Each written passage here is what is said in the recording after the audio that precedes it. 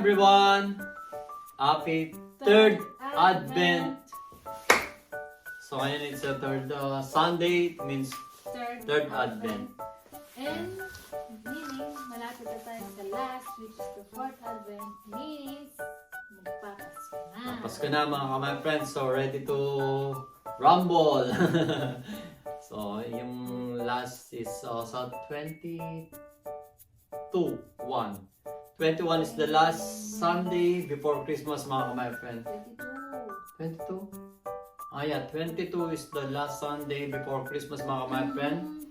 And then yun last na last candle na isisindihan natin mga my friend.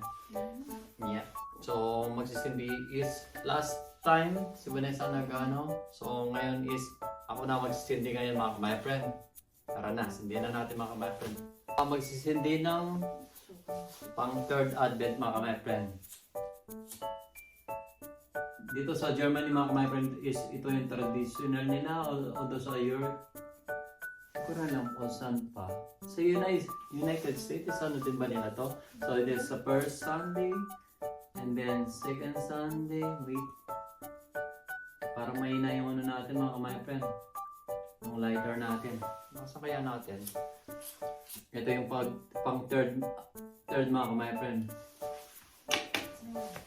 So isa na lang mga my friend and then ano na magpapasko na. So, Happy third Advent everyone and see you sa fourth Advent or next Sunday mga my friend. And yeah, so ito na nakasindi. yeah, ang wish namin sa third Advent nito is what's na lang yung good na? Good health always. Yeah, good health always, yeah. God bless us always. Yeah. And yeah, I love you all, family. love your loved ones, especially your family and parents mga my friend. So hanggang dito na lang mga my friends. So happy third Advent everyone and we love you so much from Team Gomez Vlog. Bye bye!